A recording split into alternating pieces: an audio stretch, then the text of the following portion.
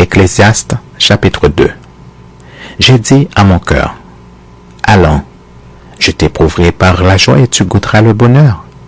Et voici, c'est encore là une vanité.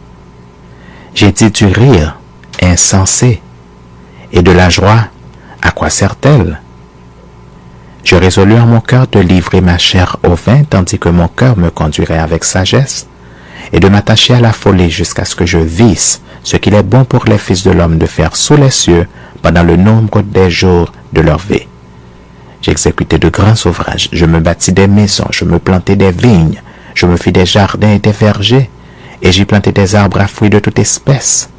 Je me créai des étangs pour arroser la forêt où croissaient les arbres.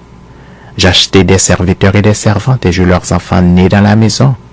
Je possédai des troupeaux de bœufs et de brebis, plus que tous ceux qui étaient avant moi dans Jérusalem. Je m'amassai de l'argent et de l'or et les richesses des rois et des provinces. Je me procurai des chanteurs et des chanteuses, et les délices des fils de l'homme, des femmes en grand nombre.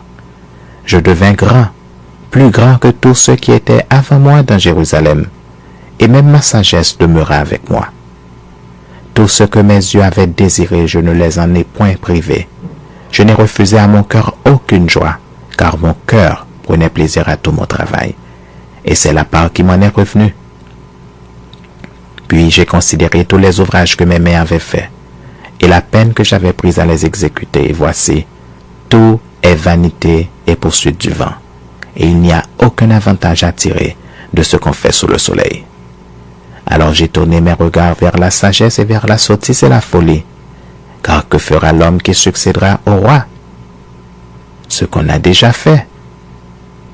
Et j'ai vu que la sagesse a de l'avantage sur la folie, comme la lumière a de l'avantage sur les ténèbres. Le sage a ses yeux à la tête, et l'insensé marche dans les ténèbres. Mais j'ai reconnu aussi qu'ils ont l'un et l'autre un même sort. Et j'ai dit à mon cœur, j'aurai le même sort que l'insensé? Pourquoi donc ai-je été plus sage? Et j'ai dit en mon cœur que c'est encore là une vanité. Car la mémoire du sage n'est pas plus éternelle que celle de l'insensé, puisque déjà dans les jours qui suivent, tout est oublié. Et quoi?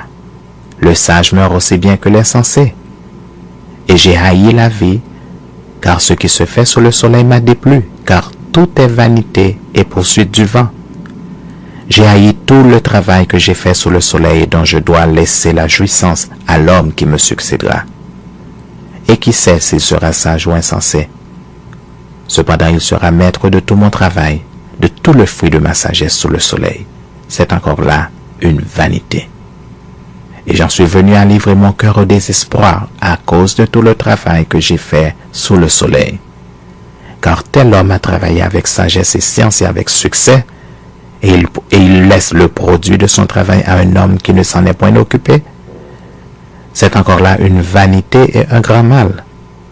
Que revient-il en effet à l'homme de tout son travail, de la préoccupation de son cœur, objet de ses fatigues sous le soleil? Tous ses jours ne sont que douleur, et son partage n'est que chagrin.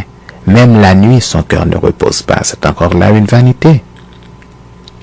Il n'y a de bonheur pour l'homme qu'à manger et à boire, et à faire jouir son âme du bien-être au milieu de son travail. Mais j'ai vu que cela aussi vient de la main de Dieu. Qui, en effet, peut manger et jouir, si ce n'est moi? Car il donne à l'homme qui lui est agréable la sagesse, la science et la joie. Mais il donne aux pécheurs le soin de recueillir et d'amasser, afin de donner à celui qui est agréable à Dieu. C'est encore là une vanité et la poursuite du vent. Et la poursuite